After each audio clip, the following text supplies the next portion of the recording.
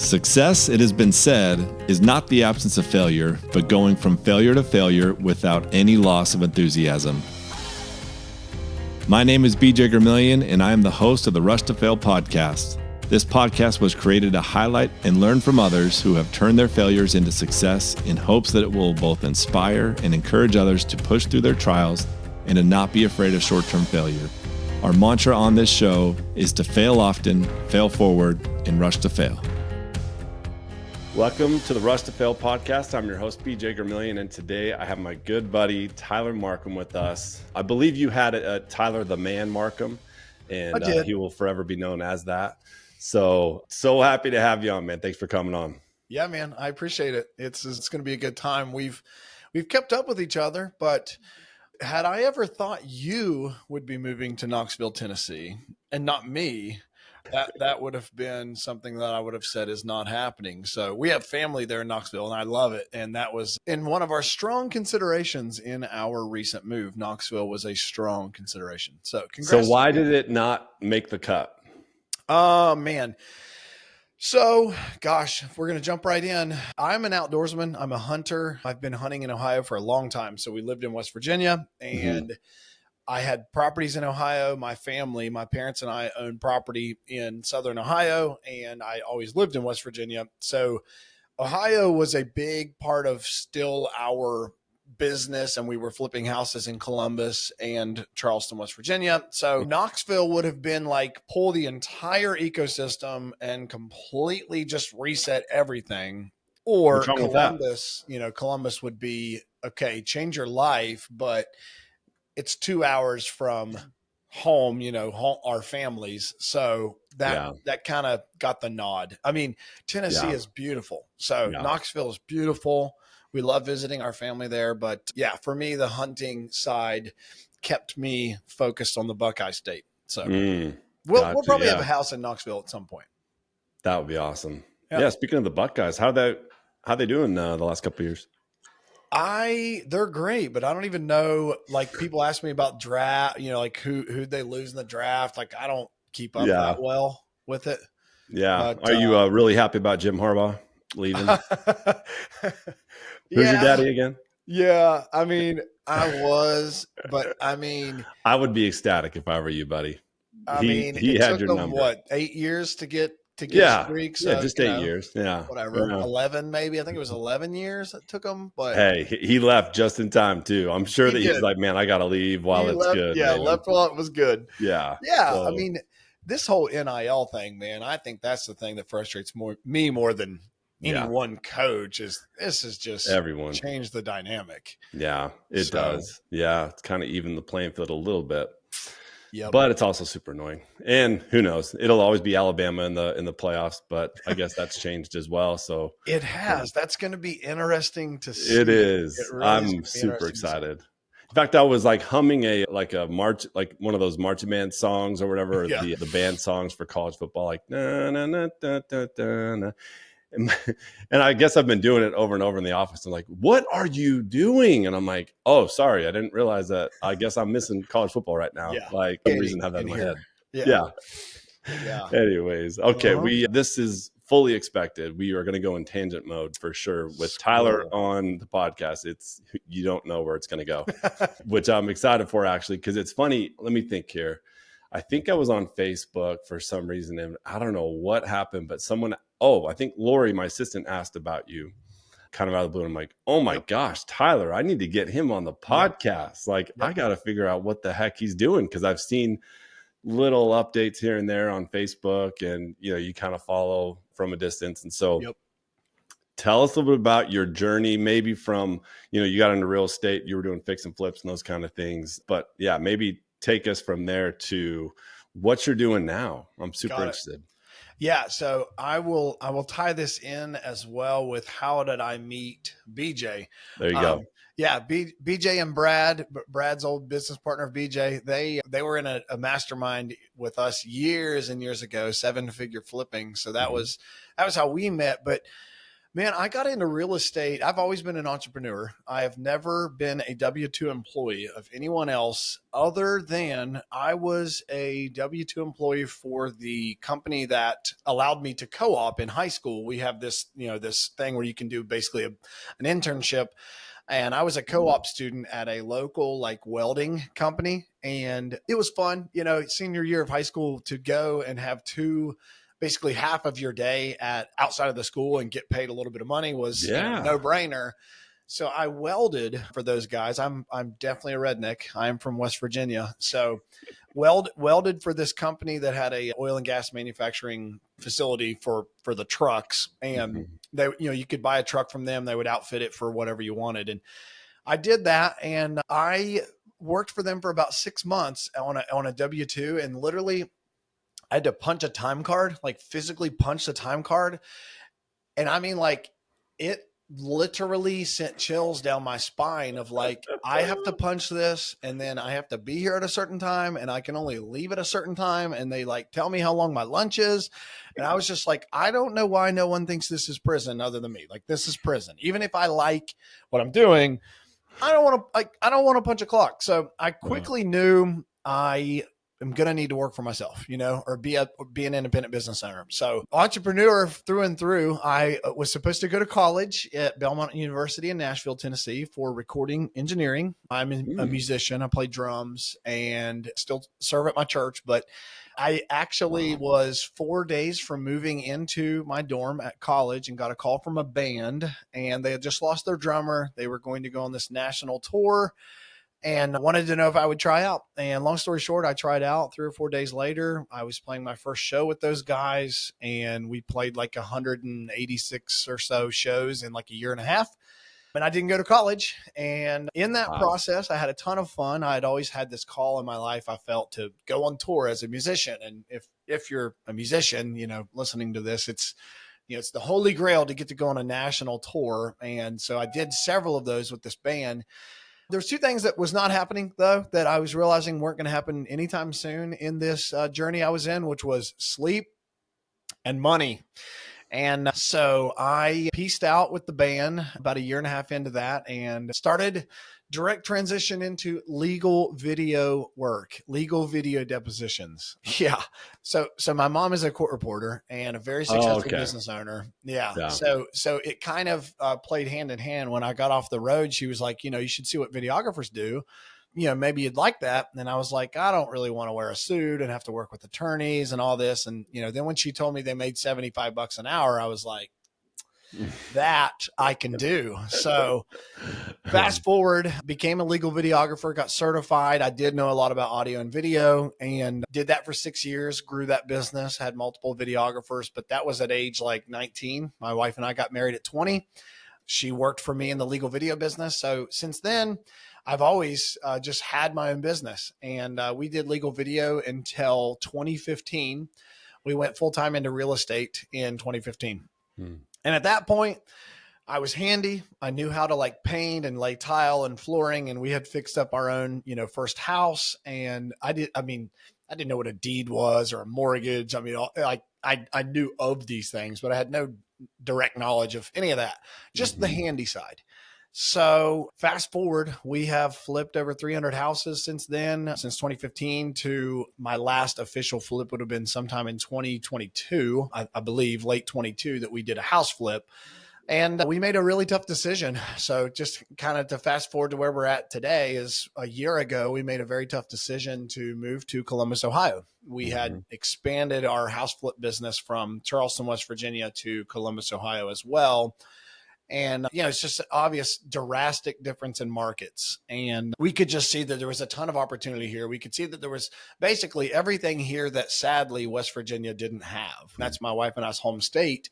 And it's always going to have a very dear place in my heart. It's where our families both still live. But sadly, as beautiful of a state as it is, there's just not a lot of economic drivers at all. There just isn't. And, as an entrepreneur and as the head of the household and as a businessman, I really felt that pressure of, like, you can work as hard as you want, or you can go out and you can grind and you can try and create systems. But like, if you're in the wrong pond, that's all you can really do with what you've got. And so Yeah, I made a really tough decision, and our family, we packed up and moved. We moved to Southeast Columbus, and we've been here officially a year, just a couple weeks ago. But at that same time, BJ, this is where some of the fun kicks in. I really was just, I knew I didn't want to have to create the systems in house flips that we had to create in Charleston with the amount of contractors that we had, the amount of third party people that you have to depend on to make the business move. Mm-hmm. And to put it frankly, I was just pretty tired of contractors at that point. Mm-hmm. Had a few good ones, but if you flip a number of properties, you know that you're going to deal with subpar and mid-grade, and you're going to deal with just a lot of people. Mm-hmm. And, some of them are great. Some of them are still dear friends of mine, and some of them have, really hurt our business. So, that how it goes. But yep. I didn't want to create all that. I didn't want to have to recreate all that. And I was just pretty exhausted with the cycle of house flipping and how vicious it was, and how big of an appetite that machine had, that we had created, that just stayed hungry. You have to feed so many houses to it for everyone involved to, not only make payroll, but to, feel like they're part of something that's winning. So we were going to focus solely, we were going to focus solely on multifamily during our move. I was just really feeling like, if I'm going to rebuild systems and rebuild on things that I have had knowledge of, but haven't built from the ground up in a while, I want to shift our focus of asset class to multifamily. And this is exactly at the time that interest rates peaked, at exactly the time that, housing market slowed. I mean, this is the exact time that the economy started to dwindle down. So I was analyzing every single multifamily deal there was. I've been a GP in multifamily deals. I've helped raise money, for LPs. I've been in the space enough to, feel confident to go make offers and put things together. But I mean, these deals were failing miserably on paper, miserably. Every deal was losing tons of money. And, the only hope you had of making money on that deal was that it would somehow appreciate, and your improvement plan could, be rolled out, and you could somehow make $50 a door in cash flow in the next 3 years.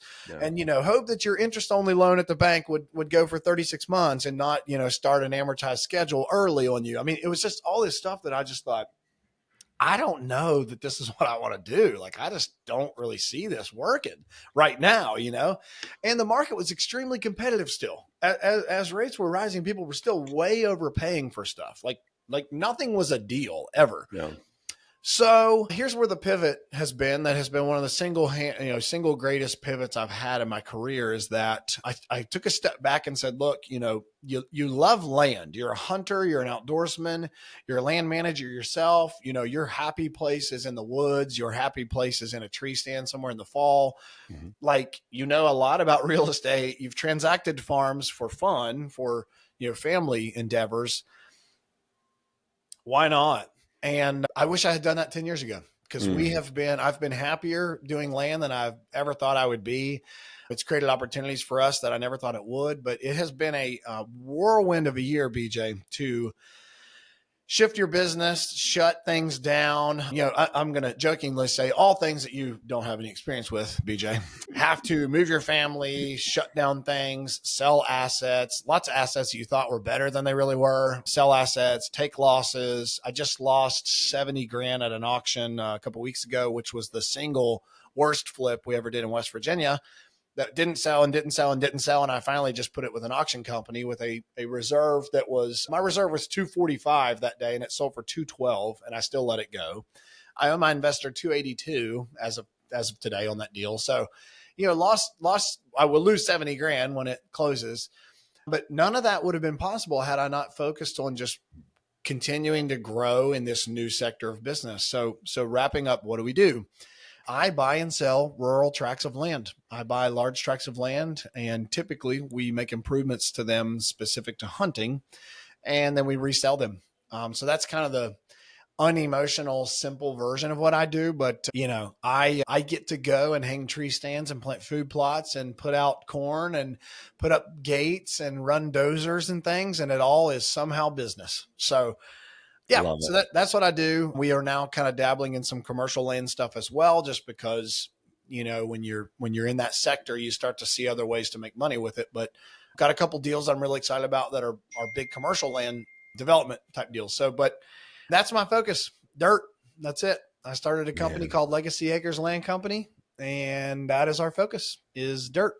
Man. So, there you go. Such a cool journey. Lots to unpack there. And I guess and that's actually what it was. I remember it was your post that you were like, look, I just lost $70,000 on a flip. And something that resonates with me is anytime someone can just be authentic and real, especially on the social media space where, I think a lot of people are nervous about being judged for whatever reason. They think that they just have to share like, oh, look at the vacation I'm on and all that stuff, which is fine too. It has its place, but man, it's refreshing. I just resonate clearly because the name of the podcast is Rush to Fail. I resonate with people that are willing to take those chances to fail over and over again until they succeed. And it really comes down to, and I was watching another little video clip, and it was when they look at successful entrepreneurs, and they really had to boil it down to one specific trait that was common. It was a pass through for all entrepreneurs that were super successful. It came down to grit. Yep. And so and to me, and the way she defined it as well, and she even wrote a book on grit, but it basically, she's just like, it's those people that can take, those shots to the gut and to the face over and over again, get back up and just keep fighting until they can eventually get to that place, and it's never perfect. It's always a journey. There's not a destination necessarily. Sorry, I can't figure out how to turn off my notifications on there, but yeah, like that's what I love about your story. And so at what point, because I'm actually going through a very, what you jokingly referred to is similar situation. I've seen your highlight reel as well. Yeah, right. And I'm sure people have already heard mine, but yeah, like when it came to those assets, like at what point were you like, you know what, I'm going to stop fighting it? What went into that decision to just liquidate assets? I'm curious how that went with you and your wife. Yeah, well, so there's another part of this too that I will add into the equation, was that in West Virginia we had a previous employee, and I can talk about this to a certain level legally, but we had to settle a lawsuit with a previous employee who wouldn't sign a non-compete and just refused to sign a non-compete. And we gave them multiple concessions and multiple things in their non-compete that no one else got, and they still wouldn't sign. They just said, you're going to either have to let me go back to work or you'll have to terminate me. And I had to terminate that person, and they filed a lawsuit. And, what I've learned through that system and the process and the legal system, and my stepdad was a circuit judge. So even he kind of forewarned me of the process of, this situation, is that as a defendant, it's going to be my burden to prove myself at my cost, at my own time, at my own expenditure. It's going to be my burden to prove the innocence. And that person can still appeal the case. They can do whatever down the road that, they want to do to prolong it. As a plaintiff, it's oftentimes not going to cost them anything. So not only was it, we had to decide on like liquidating some assets, we had to decide to settle on this case that I didn't owe any money on, but it was just like, how can you clear some of these tabs if you just keep holding on to them? So for me, the tipping point was, my family. Obviously, I felt like my wife has always trusted me, and she has believed in me since we celebrate 15 years in August, and she's believed in me. I mean, if I would have come home and said, I bought a skyscraper today, she would be like, okay, like, as long as you think you got a good deal. And you probably have that as well, BJ. I know just by watching your journey, you probably have that as well. But I say that because there also is a cost that it costs your family, and it costs your friends, and it costs your colleagues, it costs your church family, it costs your, there's a cost to all the things that you hold on to.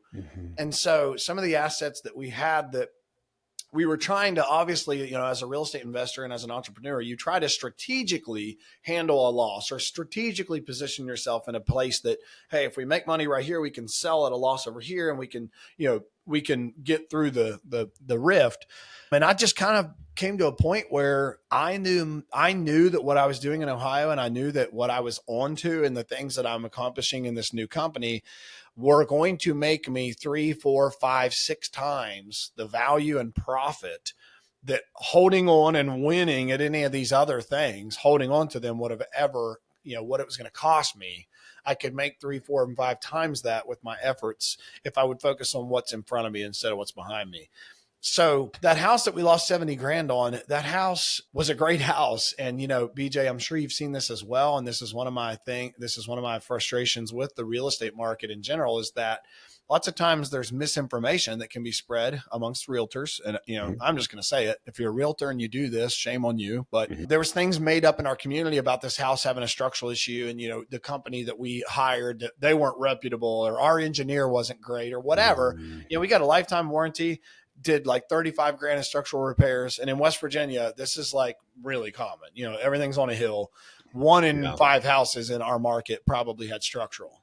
So we do the reputable thing, hiring an engineer, to create a plan, hire a reputable structural company, get a lifetime warranty, have a final report from the engineer. We do all this stuff, but this, yet still the agent pool was spreading all this misinformation. So the house got stigmatized. It wasn't our fault. It wasn't the house's fault. It was the market's fault.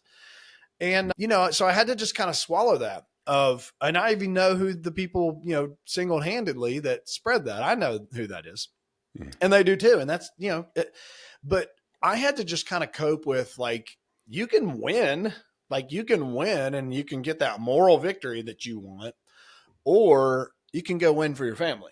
Like, you can go and actually win. And so for me, the auction route just kind of gave some finality. I had a very good friend who was the realtor on that property. She worked so hard to try to get this property sold. And I told her when she signed it up, she was new.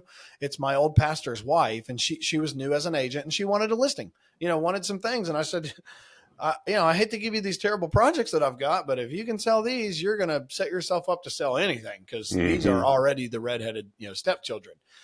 So she worked tirelessly to try to get the house sold. And, I just told her, hey, like, the timing for us is that we've just got to have some finality here. So we chose to pull the listing and go with the auction route. And then I ultimately, chose to settle that lawsuit. And I mean, even during this auction, I'm on the phone last week, and I know that my reserve is 245, and I had a feeling it might get to like 230, and I would still have a hard decision to make. But at 212, and my assistant's there in person, and it's like, I wasn't prepared for that. Yeah.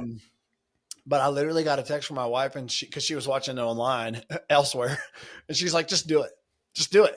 Yeah. And, when you get the closure of your family saying, just do it, like, that's what you have to go with. So we've done a lot of hard stuff. It's been, I will say, in my career that I think I've had probably one of the most tumultuous years in the last year. But coming out of that, I have clarity like I never have. I'm in a new space that I've never been in. I have so much new and so much promise in front of me that I wish I'd have done it 10 years ago. Yeah. See, and I love that, like, you're letting go. And that to me is like, that was the hardest thing. Going through a very similar situation as you, and, partnership dissolving, assets needed to be sold, most at a loss, just to get out of there and whatever.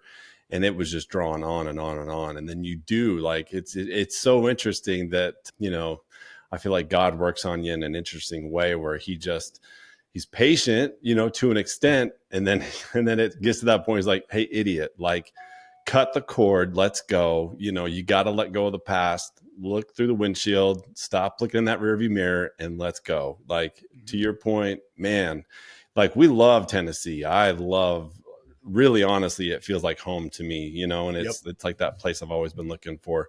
So I love everything about it, but man, it was so stressful having to, basically, my mind was in 2 places all the time. And my wife, I didn't realize how much she knew that she could feel it. She's like, I know when you're in that place, when you're in that past and you're thinking about, because it's just such a stressful time, and it really is hard when you got to let go. But I talked to 3 or 4 different people in our mastermind, went through similar experiences, and universally, just like you, they all said the exact same thing, where they just said, look, cut it. Like, it doesn't matter. Don't worry about winning or losing or whatever it takes, just move on, and you'll never look back and regret that decision. Like, oh, I could have made more or whatever. And so that's what we did too. It was like the end of the year, I finally was like, okay, let's go, what's it going to take?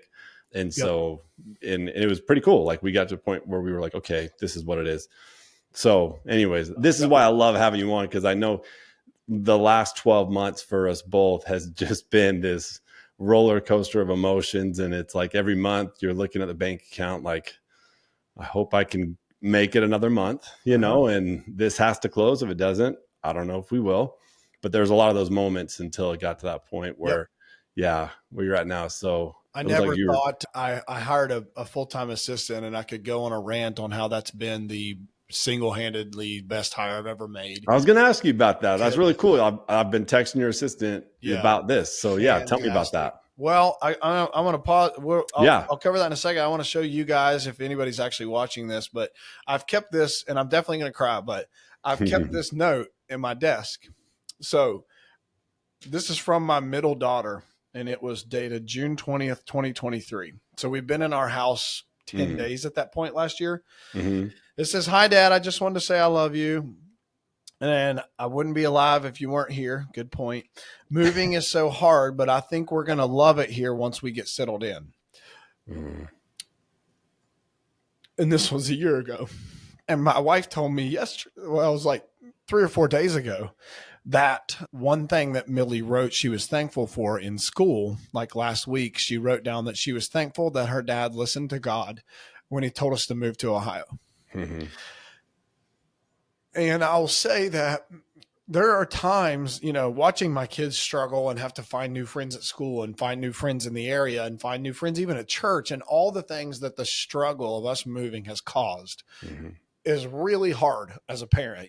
It's hard to watch. And we have to trust that they just don't know yet. They don't know what we know, but God has instilled us a vision in us that we are to steward and shepherd our own children. And we have to know that they are able to live and function and form on what we choose to tell them, what we believe and what we show them. And so, I've kept this thing because I knew, we've gone through an enormous change here. I'm hearing my kids say that they miss their old school, or hearing they say they don't have friends, or some of the prayer requests we've done at night, is incredibly hard. But I knew through time that we would get to a place where we'd be really happy. And so we're getting there, we're getting there. But anyway, that has been in there for a year. How cool is that? What a mature thing for her to do without any encouragement, just to, it's crazy. Because you're right. I mean, I teared up too, that's everything, because you feel responsible. I know that was my biggest thing over the past year, was just I did this to us, you feel like a failure because you're like, well, I couldn't make it work. And now we're stuck here, and who knows if we're going to make this work either. There's no guarantees in anything we're doing. And so you live with that stress. You're trying to suppress it. They can feel it. And then, those comments of I wish I was back home with my friends. You're like, okay, that, I could go without that, it really hurts you. But having that, and you're right, it's the same exact feeling that our kids recently were like, you know what, this was an amazing move. And that to me means more than any money, anything we do in business. I could care less.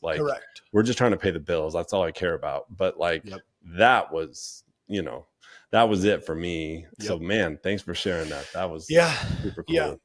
I just think if you're listening to this or you're watching, do hard stuff. Do it. Do the hard stuff, because I would have been hung by my own noose of ridicule of staying.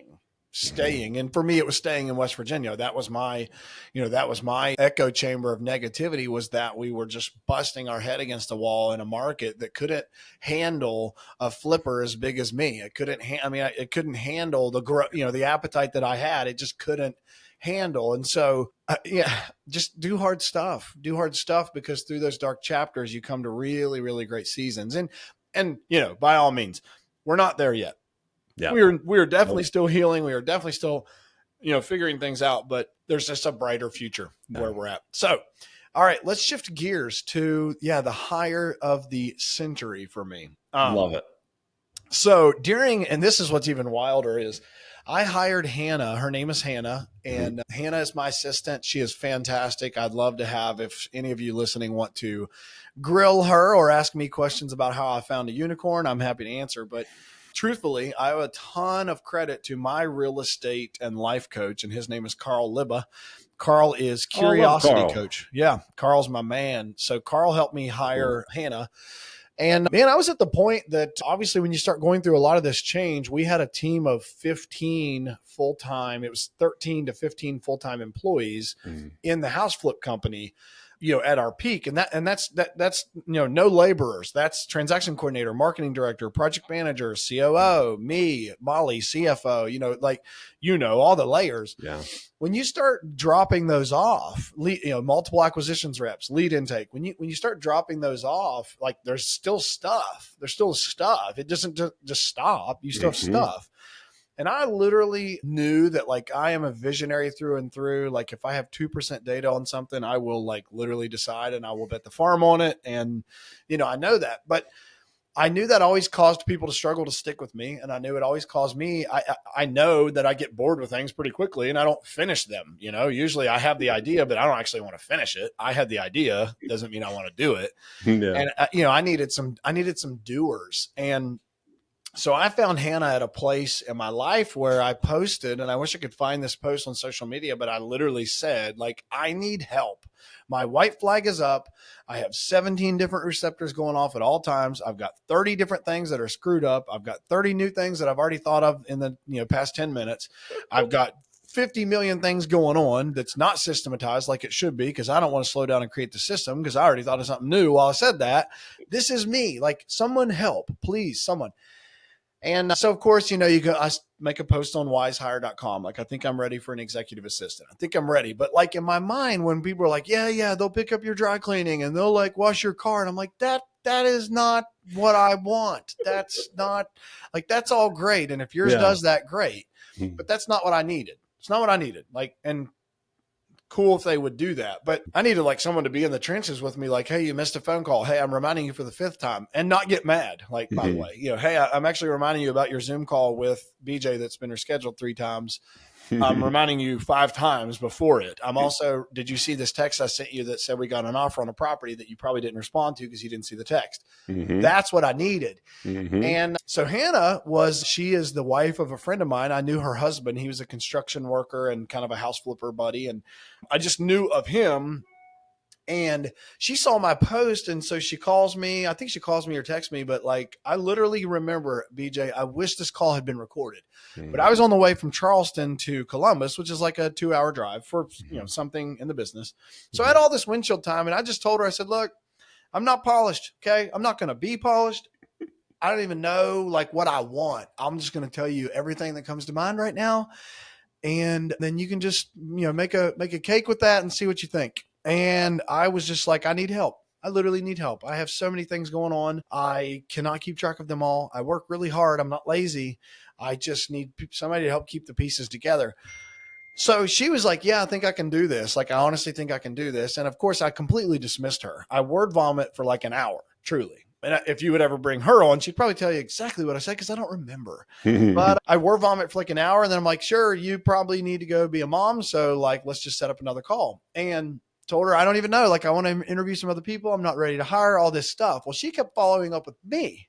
Like, hey, how's it going? Just wanted to, this and this and that. Hey, you having any luck? How's it? And it was just like persistence, but not pushy at all. And I just thought, I think this is who I need because like what she's doing to me is what I need. And we met. She just has the most calm personality. I have yet to make her mad. It honestly frustrates me that I can't make her mad. I've yet to, or let's say she's yet to show that give her time. Mad. Yeah.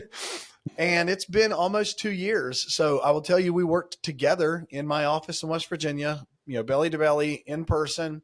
And this was really when I was exploring the idea of moving to Ohio. I wasn't even fully moving to Ohio when I hired her, and then became the decision of, yep, I'm going to move. And I know she would tell you, she thought she was going to lose her job. And I was like, no, dude, the whole point is that if I didn't have you, like I couldn't even move because I'm a mess. And now we completely work virtually. It is amazing. She lives in West Virginia still.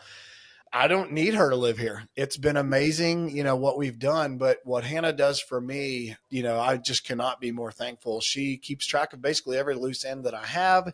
And just so you know, if you're listening this far, thank you. But what, like to the depth of what does she see? And this may scare you, BJ, but Hannah sees every one of my texts. She sees all my texts. She sees all my social medias. She sees all my emails, all my bank accounts. She knows when my kids have soccer games. She knows where I'm going to be tomorrow. She asks me every week, how many farm days do you want on your home farm? Like doing your own farm work. How many farm days do you need? She follows up with seed suppliers. She pays my mortgages. She runs the Airbnbs. She does the bookkeeping, answers questions to the CPA and the bookkeepers. She helps with graphics. She helps with data cleanup. Wow. Dude, I don't even know. Like it's everything. And she's truly a unicorn. So for me, what I found through that was like, this is the takeaway, BJ, is that it is okay to be a visionary. Yeah. Like if you're a visionary and you're listening, cause I know you're one, and if you're listening to this, don't ever discredit that, because God made you that way, because there's people's lives that are going to be blessed by the opportunities that you take and that you make happen because of your visionary skills. So never ever let someone downgrade that. Cause I had that, people would say you're disorganized. You need to slow down. That's just not what God called me to. Yep. And we still, I'm doing better. I do a lot better. But what I needed to find was someone who could keep up with me. And what Hannah really, I think, truly loves is like every day our download calls at like 8 a.m. We might be buying rabbits to farm for meat, and we might be building kites, or we might talk about a real estate deal, but that's what she likes, is she likes to have the newness every day of like, just what tasks and what things can I crush for you while you go find more.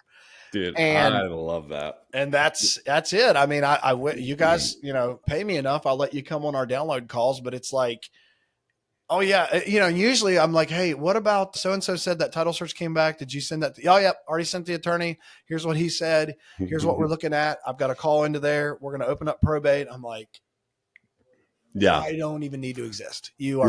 Yeah. Out of curiosity, did you do a personality profile with her, the predictive index?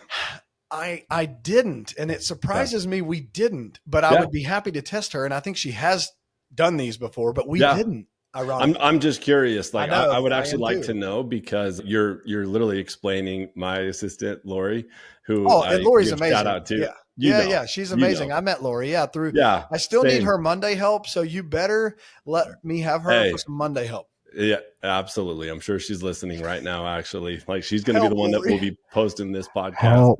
Help me, Lori. Our Monday isn't cool. yeah. She'll see her name pop up with the AI that Riverside has, and be like, wait a minute, what are they saying about me? If you ever want a job, call me. No, disregard. Yeah, we're editing that out.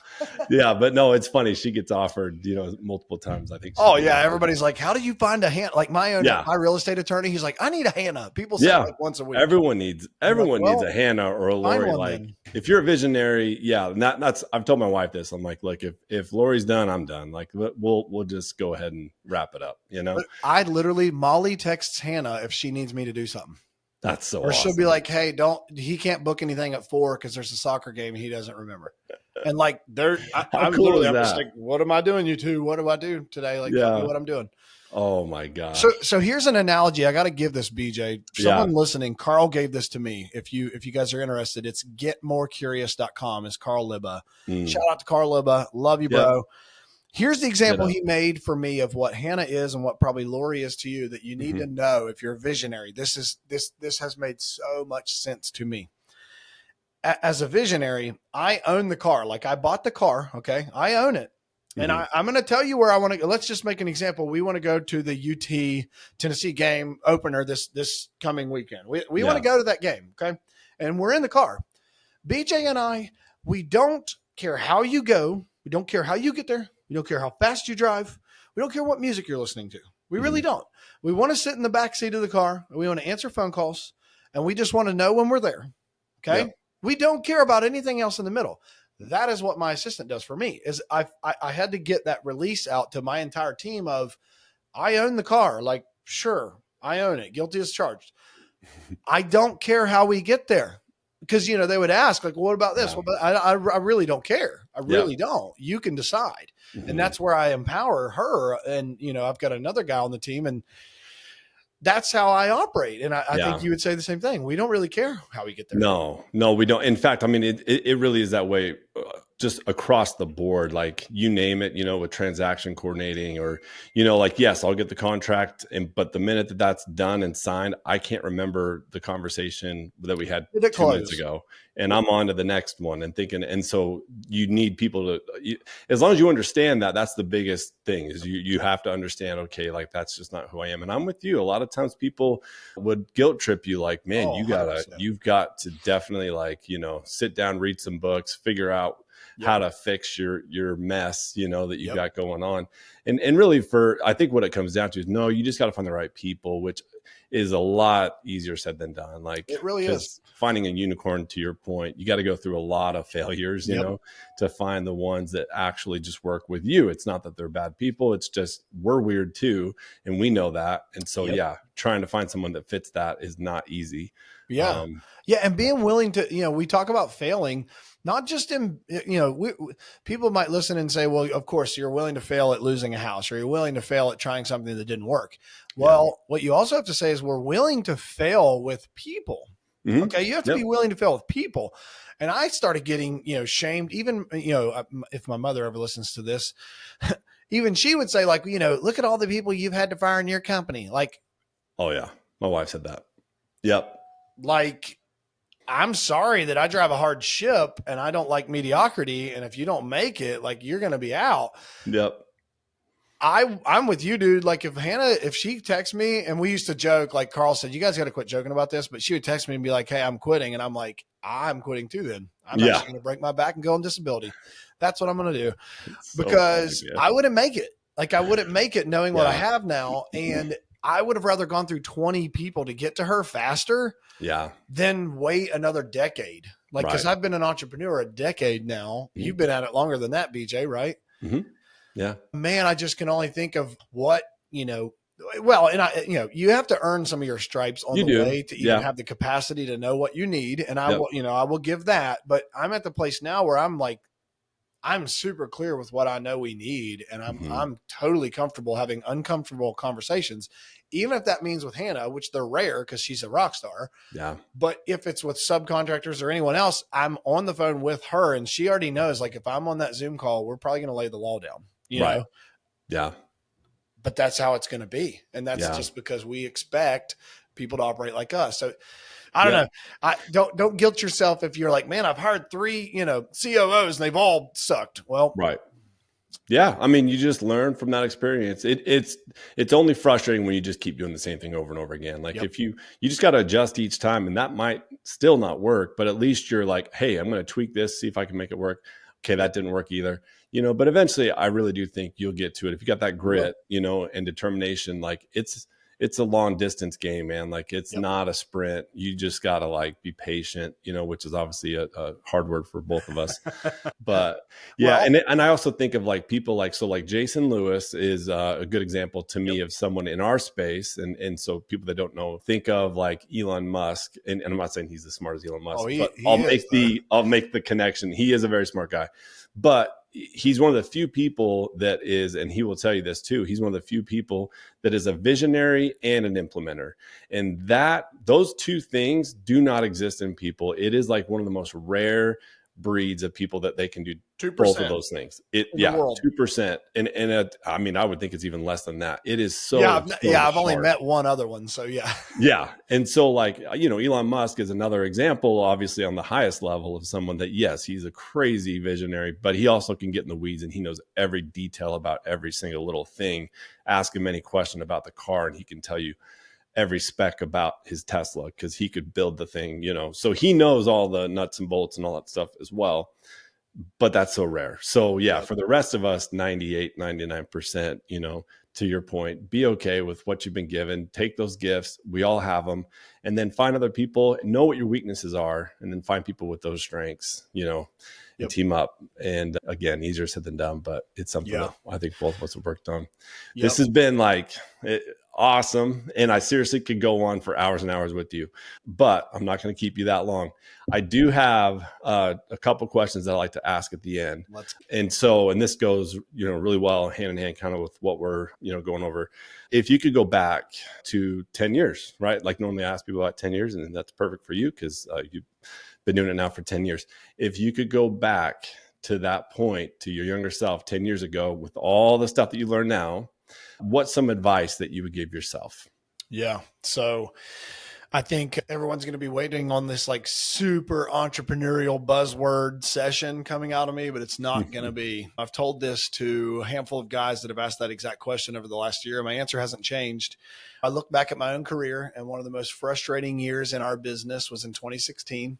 We had been in the business 1 year. I had myself and a project manager, and we would like sit in our trucks at Lowe's and write like material lists, like on a paper, and go in and get 10 carts worth of materials. And I was so mad, BJ. I was so mad that year because we only made 400 grand. And this is what I would say. My 10 years ago self would say, number one, invest in yourself. Some of the most high level coaching programs that BJ and I have both been in and been a part of, some of those have been invaluable to my success, invaluable to just get yourself in the room, in the space, in the hemisphere with people that have done what you're trying to do. That one's big, invest in yourself. But number two, man, this one's going to be unpopular. And I'm sorry. Scaling is stupid sometimes. Thank you. Scaling is so dumb sometimes because I chased scale so hard because that's what the Joneses were doing. And that's what everyone else in the group was doing. Secretly, let me tell you, they're lying to you. They're lying about their profit. They're lying about their margins. They're lying about what they're doing. They're lying on stage. They're lying. Okay. They're lying on podcasts.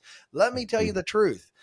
If you're going to flip houses or whatever it is that you choose to do the part that stinks. There's other words I would use. Do the part that stinks, like picking up materials Friday night at 8:00 and like having to meet contractors Saturday morning after breakfast with your family. Do the stuff that stinks way longer than you want to do it because you will make so much money, so much money.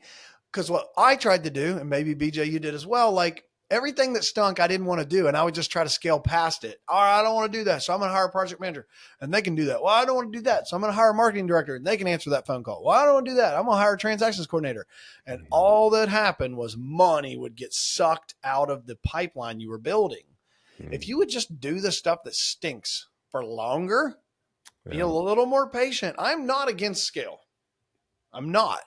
I just seen so many people like myself that scaled to where it literally choked them to death. Yeah. You've seen it. Don't scale. Just keep making money. And everyone talks about passive income. And I know, BJ, I'll be careful. Passive income. It's great.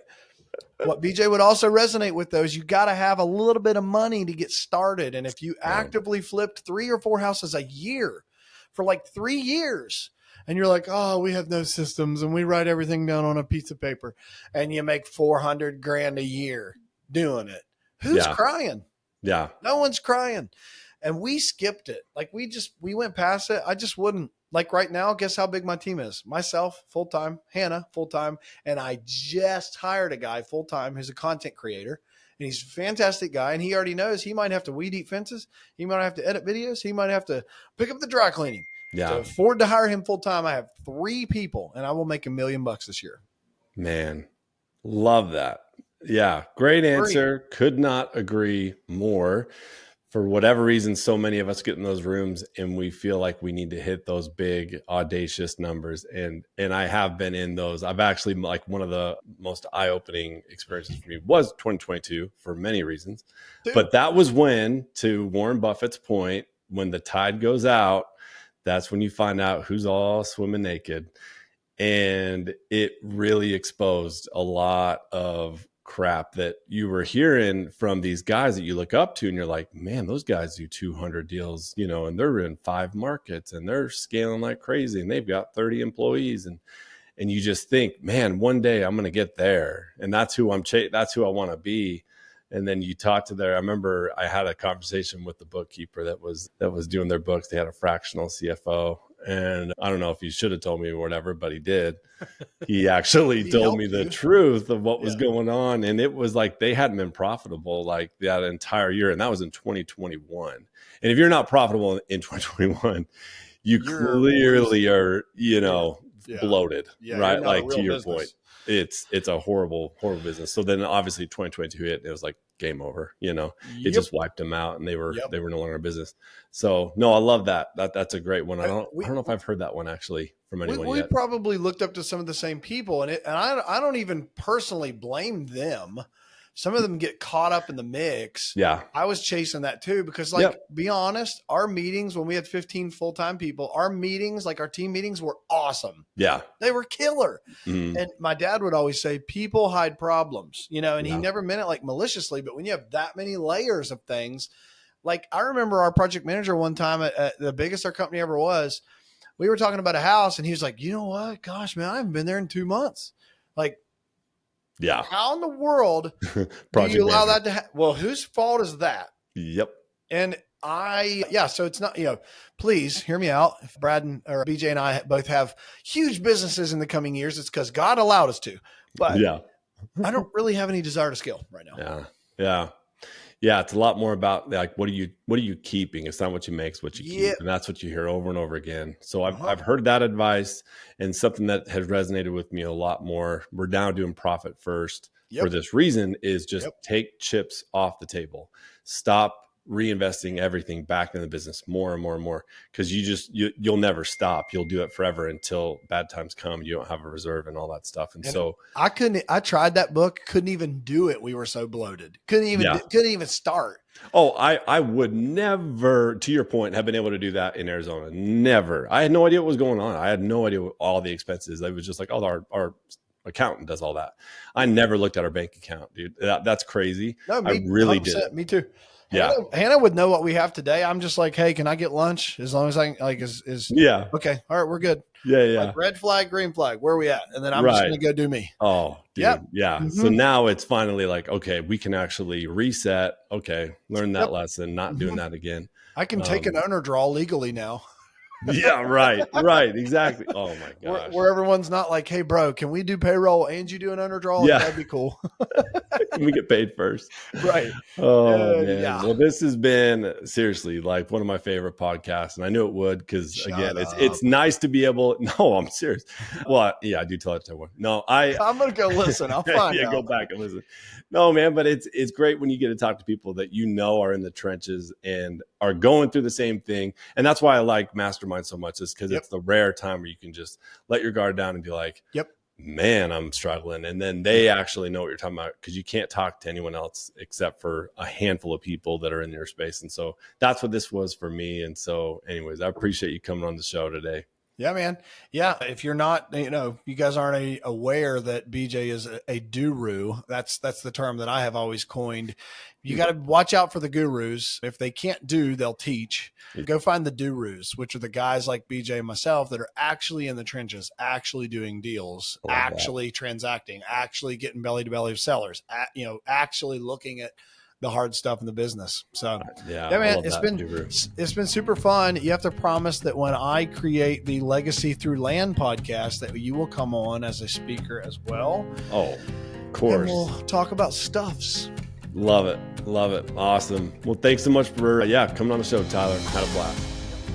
I want to thank everyone for taking the time to listen to this podcast. It's the best part of my week. I love learning from others' failures, and let's be honest, failures are way more enjoyable when you're not the one experiencing them in the moment. If you or someone you know has a story or experience to share, we would love to have you on the show. And please do not forget to like and share this podcast with anyone you feel would get value from the experiences shared on this show. Until the next show, remember to fail fast and fail often. Thanks for listening to the Rush to Fail podcast.